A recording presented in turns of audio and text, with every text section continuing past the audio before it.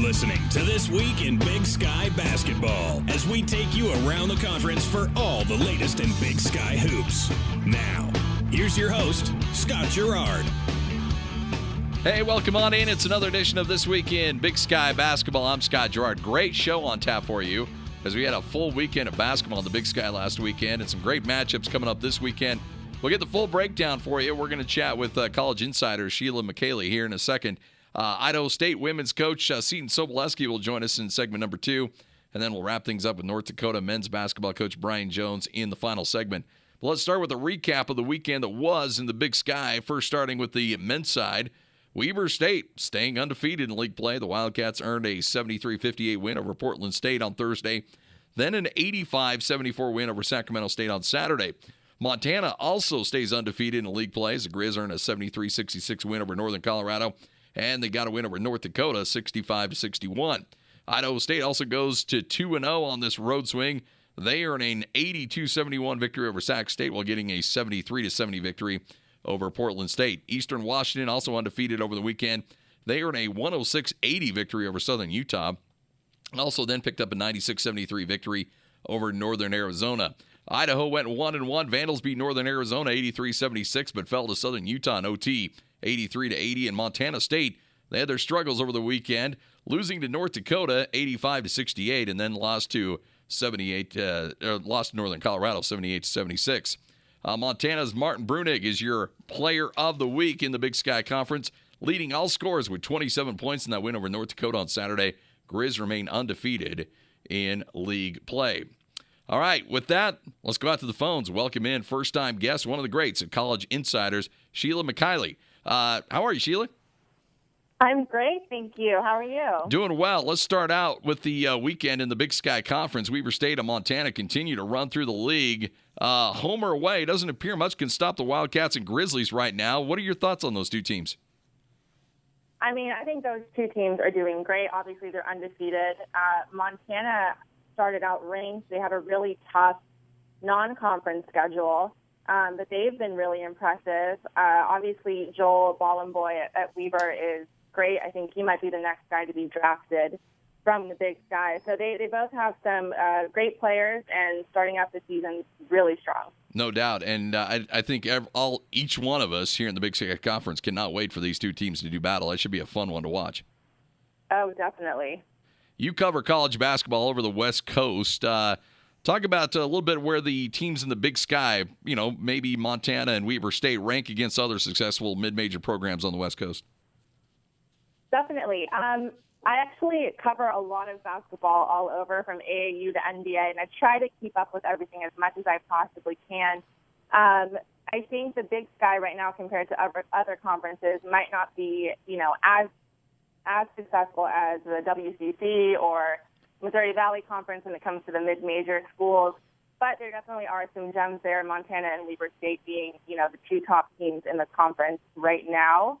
I think Weber has had some really strong returning players, and they're definitely more experienced this season, and that's showing. They're second in the country in rebounds. Or Joel is second in the country in rebounds, so he's just been so strong for them. And, of course, there's a dynamic 1-2 punch with him and Jeremy. So that's probably the top team to watch for me is Weber from this conference. Interesting. As a regional writer for College Insiders, what are some of the storylines or the trends that really jumped out to you so far this season? Probably my favorite story has been Case Elder this season. He's just so much fun to watch. I always tend to kind of root for the underdogs, the smaller guys. Obviously, he's 5'9", he's small, but he's super quick. He's been so fun to watch. He can really break down the defense and create space. And one of my favorite guys in the NBA, Draymond Green, is also, kind of the underdog, just tweeted about Kay and talking about seeing him in the NBA and kind of giving him a chance. But he's been incredible to watch. So that's kind of been my favorite story to follow. Valpo has been having a great season. St. Mary's, too. I think Coach Bennett is doing a great job there. They've had a really tough non-conference schedule earlier this season and held up pretty well. So those have kind of been some of my favorite stories to follow. if you're building a mid-major basketball program and you want to get some national attention and success, how would you go about that? That's an interesting question.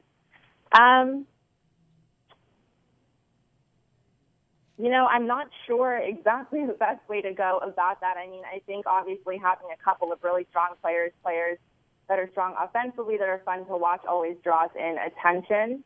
But I don't know. I'm not sure exactly how to answer that question. Yeah, it's interesting too, because you look at when teams play in March and they're kind of from mid-major programs, the one that usually jump out are either a style of play, up tempo, really push the tempo, or they've got a superstar or a guy that comes out of nowhere, like some dude from Davidson a few years ago named Steph Curry. There's no doubt about that. So, hey Sheila, we appreciate your time. Thanks for joining us.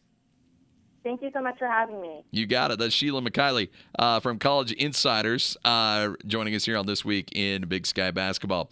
When we come back, we'll break down the women's side of the Big Sky. We'll also be joined by Idaho State coach Seton Sobolewski. It's all coming up next. You're listening to another edition of This Week in Big Sky Basketball.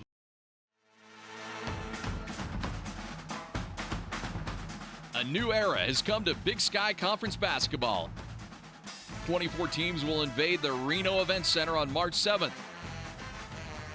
Make plans to join us in Reno, where you'll be the witness to all the basketball madness you can handle.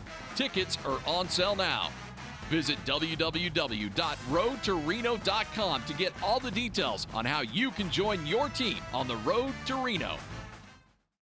You're listening to This Week in Big Sky Basketball. Welcome back. Segment number 2 here on This Week in Big Sky Basketball. I'm Scott Garrard. We've got Idaho State coach Seton Sobolewski coming up in just a moment. But before we do that, let's look at the scores from this past weekend's action in Big Sky women's hoops. Montana State and Eastern Washington both stay undefeated in conference play. Bobcats with a 69-61 victory over North Dakota on Thursday, and then picked up a win over Northern Colorado 66-58. Eagles stay undefeated with a 85-82 victory over Southern Utah on Thursday, and then an 81-71 win over Northern Arizona. Weber State goes undefeated last week, earning a huge 102-73 victory over Portland State on Thursday, and then coming from behind to defeat Sacramento State 77-66. Idaho swept a Big Sky road trip for the first time since the early 90s as the Vandals get a win over Northern Arizona 72-51, and then pick up a victory over Southern Utah 72-61.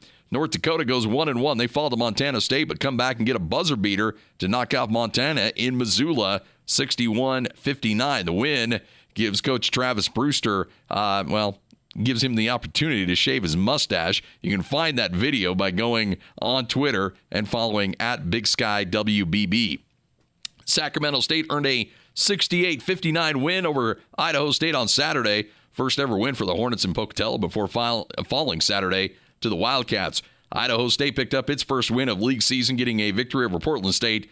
Final score there 71-70. So this is how things look right now in the Big Sky Conference. Montana State, Eastern are undefeated in the league play, with Weber State and Idaho just a game behind. All right now let's go out and catch up with Seton Sobolewski, the head coach of the Idaho State Bengals. Coach, how are you? I'm good. Thanks for having me. Hey, pleasure's all ours. You earned your first league win on Saturday, a hard-fought victory over Portland State. It's got to be nice to get that burden off your back. Yeah, we were wondering when it was going to get here, Yeah. but we figured it out. Kids played hard, and we're good to maybe get something going here. Losing streak's always a tough thing to deal with, but the impact of it isn't quite as tough this season with every team making the conference tournament in Reno. Does that, obviously the motivation for your season, for your team's always an all-time high, but I got to imagine it kind of felt good knowing that if we can get this thing righted, we have a chance to go into Reno and maybe do some damage. Yeah, I think that's the thing that's important for us right now is to keep getting better. We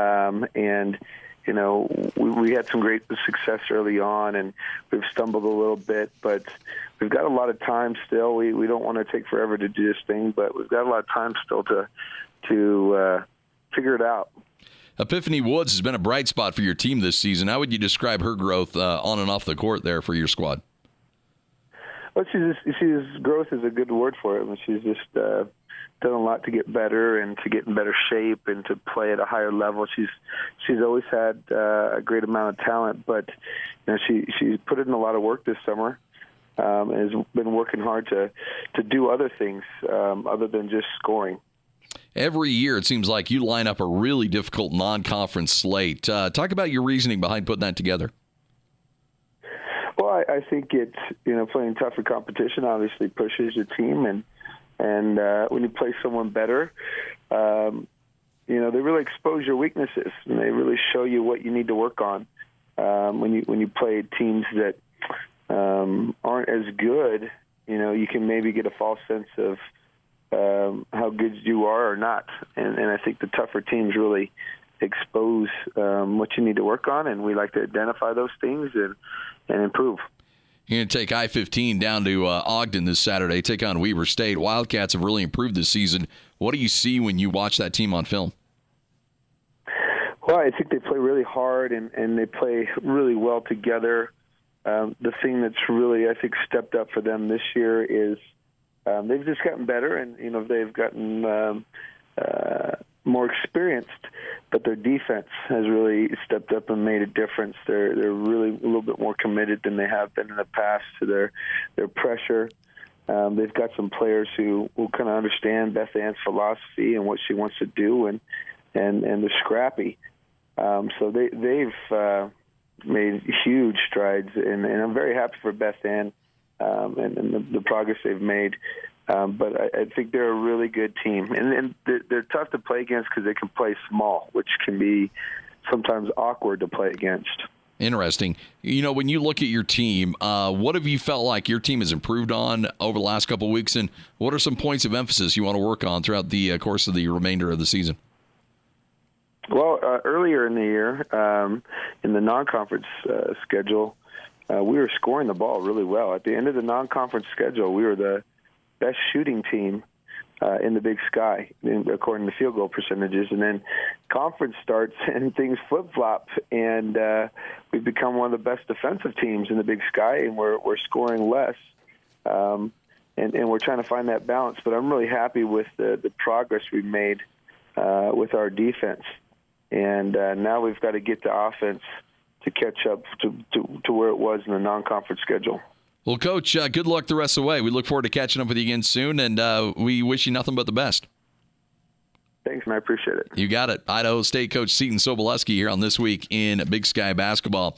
By the way, congratulations to this week's Player of the Week in the Big Sky Conference on the women's side. Weber State's Regina Okoye posted a new career high of 28 points, claimed her third double-double on the year with 10 rebounds. She averaged 24 points and 10 rebounds a game last week. Hey, remember, fans, this year's Big Sky regular season is Road to Reno, where all 12 programs, both men and women, will meet in Reno for a chance to represent the Big Sky in the Big Dance. Tournament will start on March 7th. Tickets are available now. Go to roadtoreno.com for more information. That's roadtoreno.com. We'll take a break, come back, and you'll hear from North Dakota head coach Brian Jones. That and more when we return on This Week in Big Sky Basketball.